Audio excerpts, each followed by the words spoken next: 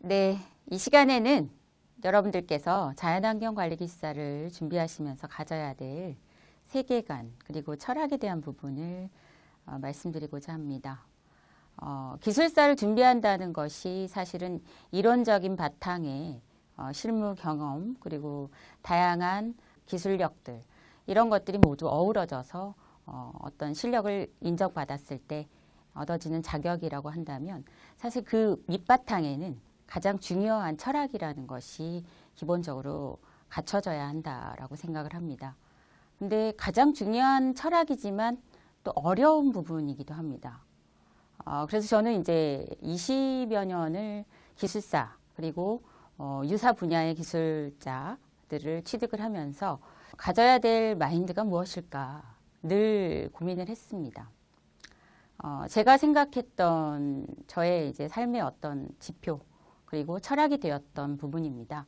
그래서 오늘 소개를 드리고자 한 주제가 바로 이런 세계관과 철학에 대한 사항인데 무엇보다도 자연환경관리기술사에서는 이런 내용들을 알고 또 숙지하시고 본인의 마인드에 큰 영향을 갖고 가셨으면 좋겠다라는 생각을 합니다. 그래서 소개를 드리고 싶은 생각도 있지만 또 이게 결국에는 국제적인 레짐 형성의 기반이 되었고요. 국제적 협약으로 도출이 되고 결국에는 각 국가들이 그것을 이행하기 위한 약속으로 이어지면서 현재는 어떻게 됐냐면 사실은 이게 정책으로 이어지고 있고 우리가 지금 생활하면서 보여지는 모습들이 다가 아니듯이 우리의 실제 업무 그리고 우리가 지금 여러 가지 접하고 있는 일 속에 녹여들어져 있습니다. 그래서 이런 마인드를 갖지 않고서는 앞으로 이제 세계 정세 변화에 적응할 수가 없다라고도 해도 과언이 아니다라고 생각을 합니다. 그래서 굉장히 의미가 있는 시간입니다. 꼭 이런 부분들을 짚어드리고 싶은 김쌤의 마음 이해를 하시리라 생각을 하고요. 조금 다소 딱딱할 수는 있는데 굉장히 저는 이 부분을 짚어드릴 때 자부심을 갖게 되었습니다. 아마 내용을 보시면 여러분들도 그렇게 되시지 않을까 생각이 듭니다. 우선은 우리 국제적인 동향 그리고 여러 가지 환경 문제들이 생겨나면서 그런 여건들에 대한 비판들이 쏟아져 나왔을 때 함께 여러 목소리들이 높여졌던 세계관에 대한 부분도 기계론적 세계관을 비판하는 목소리였습니다. 기계론적 세계관 하면 여러분들이 좀 생소하실 수 있는데요. 단편적으로 말씀드리면 인간이 어떻게 보면 생명체의 가장 우월한 존재이고 나머지 생명을 가진 것들은 인간을 둘러싼 기계 부속품과 같다라는 사고방식입니다. 대표적인 철학가가 데카르트라고 볼 수가 있겠습니다. 하지만 여러분들이 생각했을 때 데카르트의 철학이 매우 유명하기도 하고 또 우리가 철학 시간에 중고등학교 윤리 철학 시간을 통해서 배웠듯이 굉장히 배울 점도 많은 그래서 이제 서양의 어떤 문명 그리고 또 과학과 여러 가지 기초 학문을 이끌어내는 데 있어서 큰 역할을 한 것은 사실입니다. 생활의 편리성은 분명히 있지만 그 이후에 닥쳐올 환경의 문제점들 그리고 역습에 대한 부분들 그것을 어떻게 이제 이겨내야 하는가 근본적인 부분에 있어서 접근이 필요하다라는 것이 우리 모두의 생각이었습니다. 그래서 이 기계론적 세계관에 대한 것이 비판론이 일기 시작했고요. 거기에 이제 반성을 하게 된 계기가 있었습니다. 우리가 지금 지구의 인구를 73억 정도로 추정을 하고 있는데 그게 불과 40년마다 배로 늘어났기 때문에요. 40년 전에는 뭐 40억이 안 됐다라고 볼 수가 있겠죠. 그렇다면 이 위험성에 대한 위기를 느낀 것 언제부터였을까? 사실은 최근입니다. 피크오일이라든지 성장의 한계 이런 것들이 발표된 것도 최근 일이지만 무엇보다 이제 환경의 위기에 대해서 경종을 울리게 됐던 계기라고 한다면 2008년도에 발표됐던 지구 환경 시계에서 가리킨 시각입니다. 우리나라에 있는 환경재단이 매년 우리 지구의 환경 시계는 지금 몇 시인가 라는 시계를 발표하게 됩니다. 그 중에서도 2008년의 시계가 굉장히 위험한 시간이었는데요. 바로 9시 33분을 가리키는 시간이었습니다. 이거는 뭐냐면 사실 9시부터 12시의 사이의 시각은 매우 인류가 불안하고 인류 생존이 불가능할 수도 있는 시각대입니다. 그래서 9시가 넘었다라는 것은 굉장히 큰 위험에 도래했다라는 것이거든요. 그 시각이 도달했을 때 과연 그때까지도 인류는 뭘 하고 있었느냐. 많은 반성이 일어나기 시작했고요. 그래서 그렇다면 우리가 갖고 있는 세계관을 다시 한번 되짚어 봐야겠다. 그래서 이제 과거에 여러 국제적인 레짐들도 형성이 되고 국제협약도 맺어졌지만 그것들이 완벽하냐? 또 그것은 아니었거든요. 그래서 이제 많은 국제적 움직임들에 대한 반성들, 그래서 다시 한번 다지는 계기가 되었다라고 보시면 되겠습니다. 그래서 이제 새로운 세계관의 필요성이 도래가 되었고요. 전체론적 관점에서 뭔가를 다시 사회 구조적으로 변화를 시키는 그런 세계관의 필요성이 제기가 됩니다. 많은 학자들과 철학자들 그리고 또 저명하신 우리 교수님도 계시네요. 많은 분들이 필요성을 주장을 하십니다. 궁극적으로 자연에 의존하는 우리 인간이 자연을 황폐하게 만들었을 때 결국 그 피해는 인간에게 돌아온다라는 것이죠. 그렇다면 인간의 생존, 결국 인간이 스스로 해결해야 될 문제인데 우리가 그것을 바꾸기 위해서는 지금 이대로는 안 된다.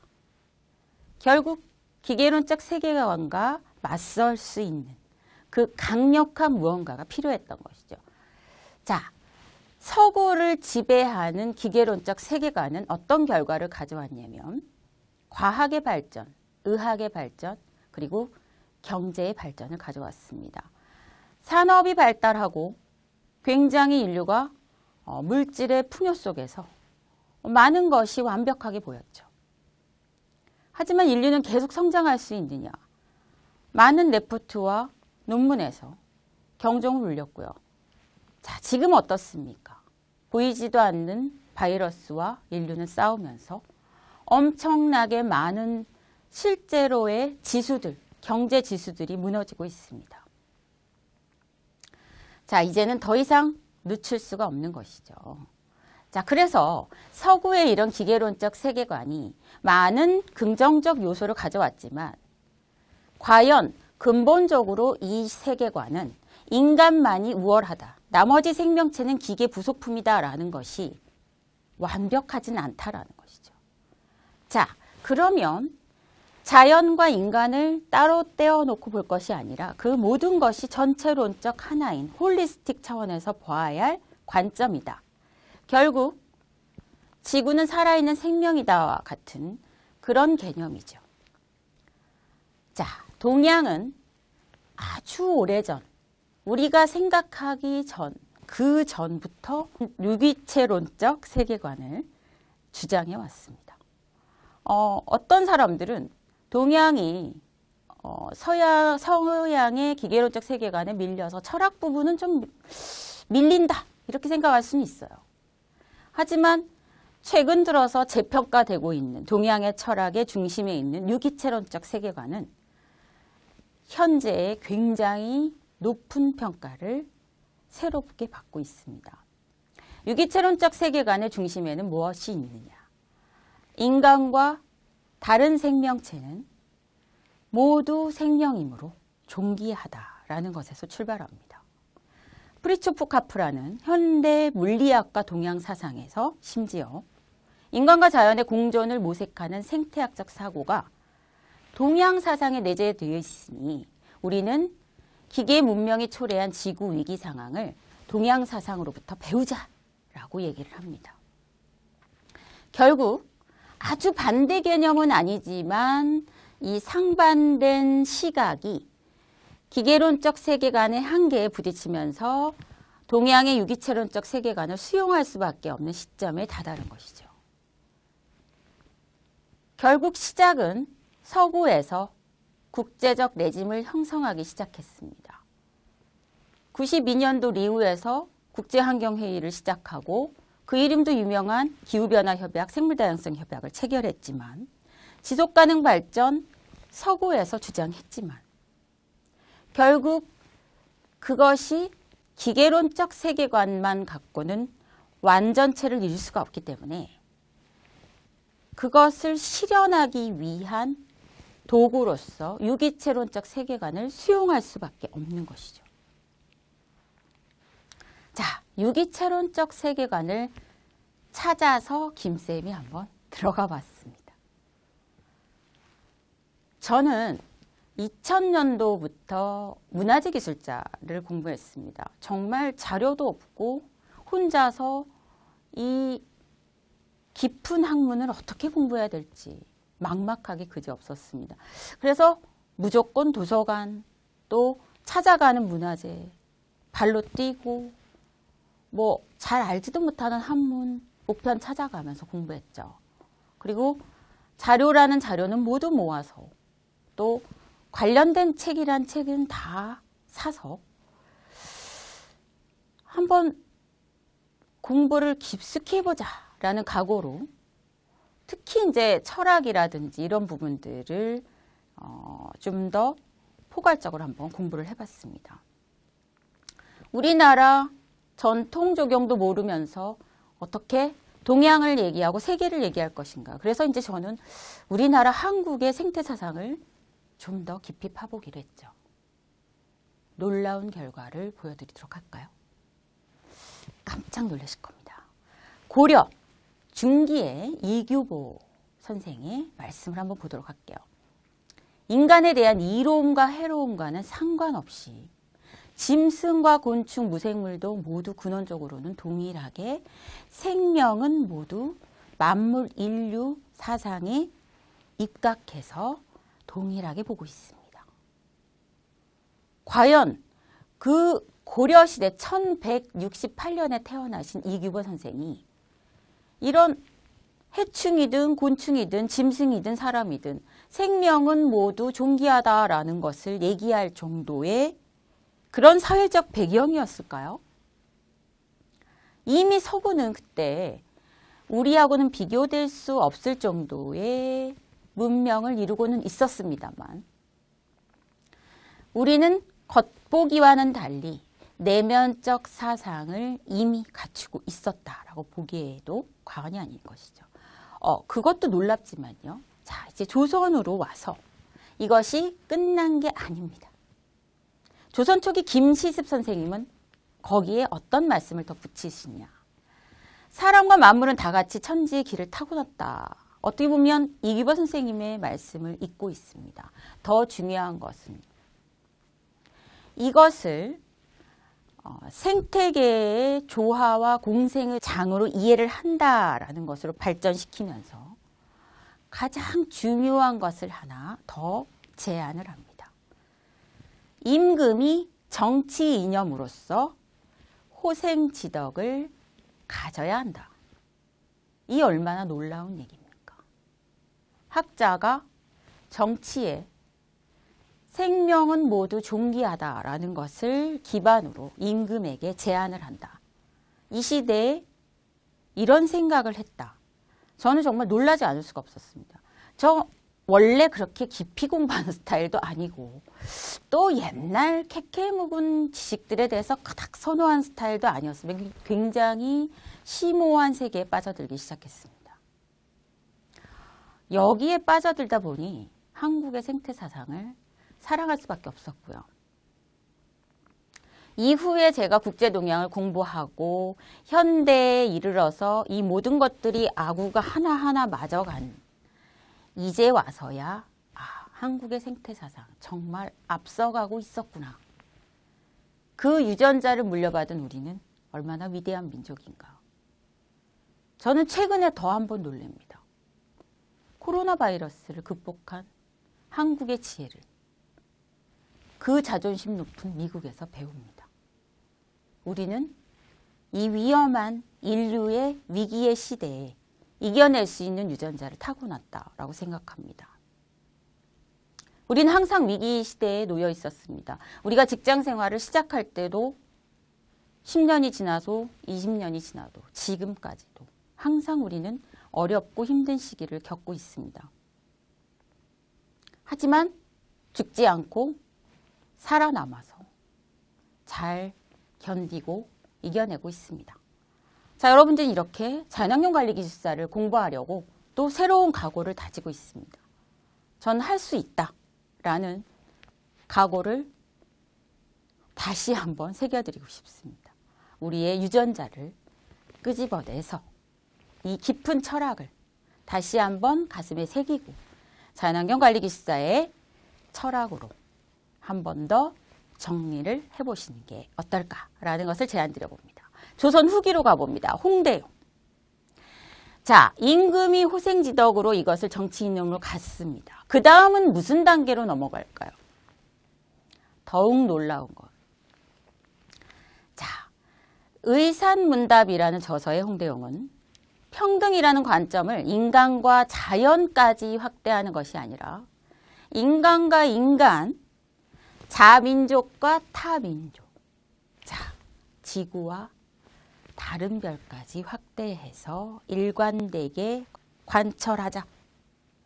자, 이 얼마나 대단한 철학이고 놀라운 발상입니까? 우리 민족이 이렇습니다. 저는 이 철학을 후손들이 계속 마음속 깊이 새기면서 산다면 결국 우리나라가 세계 중심에 설 수 있는 언젠가는 그 시점이 오지 않을까라는 생각을 해봅니다. 김쌤의 무한 자신감인가요? 저는 할 수 있다라는 생각이 듭니다. 그 당시 17세기 데카르트, 뉴튼, 기교론적 세계관의 대표주자들, 굉장히 전 세계를 떠들썩하게 했던 철학자들입니다. 이제 와서 재평가되는 유기체론적 세계관, 너무나 앞서갔던 개념들이죠. 자, 이것들이 여기서 끝나지 않습니다. 자, 이중환의 택미지를 보시면은요, 이론이 아닌 실제로 이것을 현실에서 구현하는 모습을 볼 수가 있습니다. 복고청론에 삼터를 잡는데 여러 조건들을 제시합니다. 첫째는 지리, 다음은 생리, 다음은 인심이고 그 다음은 산수다.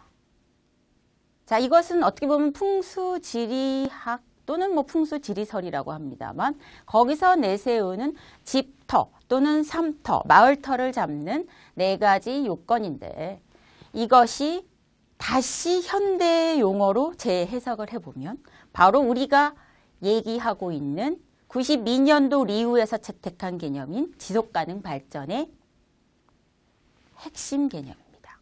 결국 환경적 지속가능성, 사회적 지속가능성, 경제적 지속가능성을 이루는 것이야말로 오래오래 번창할 수 있는 마을과 집터이다라는 것을 바로 택미지의 복고총론에서 이중환이 얘기를 하고 있는 것이죠. 그런 점들을 따져서 마을을 입지로 선택하거나 또는 도읍을 선택한 경우에 굉장히 오랜 기간 번성하고 융성한 도시가 되었다라는 사례들이 굉장히 많이 있습니다.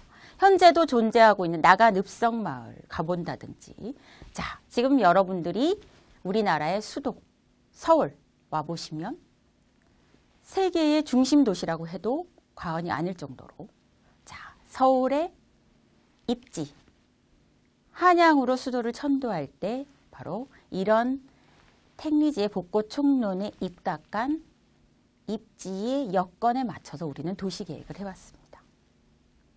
자, 서구의 도시계획이 우리나라에 도입될 때 우리는 마치 그것이 답인 양 신도시들을 세워왔습니다. 우리나라 도시계획과 서구의 도시계획의 근본적인 차이점이 바로 여기에 있습니다. 우리는 조상들이 이렇게 가장 최적의 입지를 찾아서 도시를 선택하고 거기에 마을이나 도시를 만들어 왔던 방법. 반면에 서구는 갈아엎고 그곳에 새로운 도시를 길 내고 집을 지어가면서 만드는 방법을 택했던 거죠. 우리나라는 언제부턴가 서구의 학문이 마치 신학문, 성구학문, 그래서 그것을 받아들이고 우리나라에 도입시킵니다. 그렇게 조성된 도시들, 그곳에서 우리 국민들이 90% 이상 살고 있지만 굉장히 많은 환경 문제들이 일어나고 있습니다. 언제부터 우리가 갈아엎고 새로 짓는 도시가 최적안이라고 생각하면서 살아왔습니까? 하지만 지금 이미 이렇게 자리를 잡고 살아있는 도시를 다시 완전히 바꿀 수는 없습니다. 지금부터라도 가장 최적의 입지를 선택하는 방법으로 무엇인가 근본적인 것부터 도시의 입지를 선택하는 그런 제안들이 필요하다라고 저는 생각을 합니다. 자, 우리는 건설을 하는 사람이고 또 그 분야와 오랫동안 연관되어 있습니다. 우리가 또 도시계획 파트는 아니지만 도시를 재생하는 사람들입니다. 우리는 목소리를 좀 높여야 된다라고 생각을 합니다. 훼손된 곳, 오염된 곳만 우리가 찾아다니며 복원을 한다. 이건 매우 소극적이다라는 생각이 듭니다.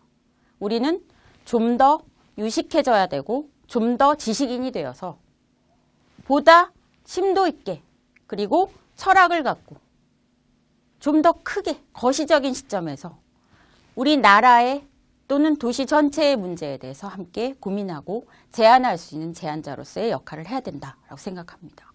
자연환경관리기술사는 그렇게 나부터, 나의 마음속 깊이 철학부터, 그리고 우리 가정, 우리 사회, 그리고 우리 도시, 우리나라, 그 다음에 국제적인 부분까지도 영역을 넓힐 수 있는 무한대의 분야입니다. 절대 소극적이지 말고 움츠러들지 말고 자신 있게 그러기 위해서는 지식인이 돼야 됩니다. 전 누구보다 당당해지려면 지식이 기반이 돼야 되고 철학이 깔려야 된다라고 생각을 합니다. 예, 그래서 전통 마을의 입지 조건 이렇게 풍토 환경에 순응하는 거 굉장히 첫 번째로 꽂았고요. 많은 것들이 있겠지만 토지 이용 구성이나 주택 공간 구성에 있어서도 이런 부분들이 매우 자연에 입각하여 순리에 어긋나지 않도록 생태관과 삼터의 조형 원리에 그대로 드러나 있습니다. 자, 조경 쪽으로 잠깐 말씀을 드리자면 외국에서 친구들이 오거나 초빙된 손님들이 오셔서 한국의 전통 조경은 무엇이냐? 한국의 조경은 무엇이냐라는 질문을 합니다. 그러면 막상 한국의 조경은 뭐지? 딱히 말씀을 드릴 만한 게 없다라는 것도 굉장히 난감한데 또 모시고 가서 보여드릴 만한 유적도 많이 없습니다.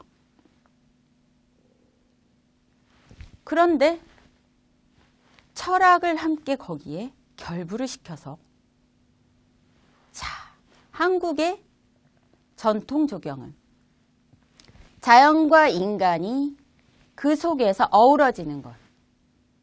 그래서 인간은 집 안에 꽃밭을 만들기보다는 내가 자연과 일체되는 차경 기법을 더 즐겼고 그 자연 경관이 사계절 변하는 모습을 감상하기 위한 그런 것을 더 높게 평가했기 때문에 인위적인 걸 별로 즐기지 않았다라는 거. 그래서 우리가 유적지를 굳이 소개하자면 담양의 소세원이라든지 보길도의 윤선도 유적지, 부용동 정원이라든지 이런 곳을 가서 소개를 해주게 되면 처음은 사실 뭐가 조경인지 그때까지도 의아해합니다.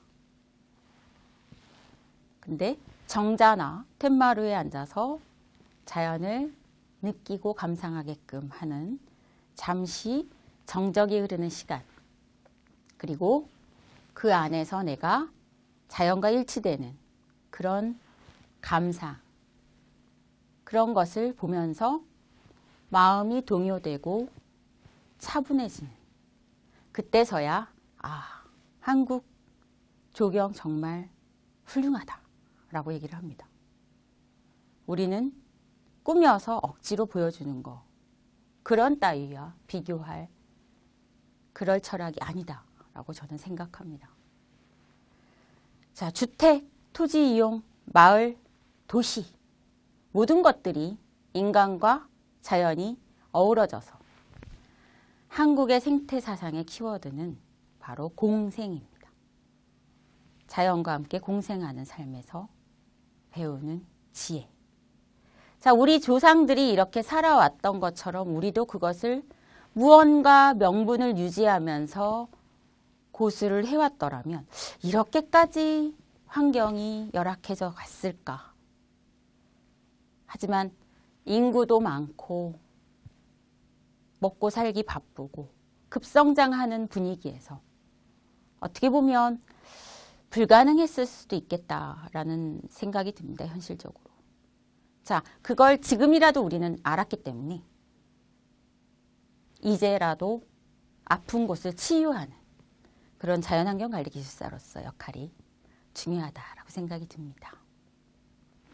유기체론적 세계관은 동양의 세계관이지만 동양에서도 가장 훌륭한 세계관을 실천한 나라, 바로 우리나라의 생태관과 그것을 실천한 사례에 대해서 말씀을 드렸습니다. 결국 서양에서 얘기하는 창발성이 실현되는 모습이 바로 이런 예시가 되겠고요. 그 과거에 용어는 없었으나 바로 지속 가능성을 실현했던 그런 실제 모습이 아닐까라는 생각을 드리면서 바로 우리가 가져야 될 마인드, 생태 철학에 대한 김쌤의 생각이었습니다. 감사합니다.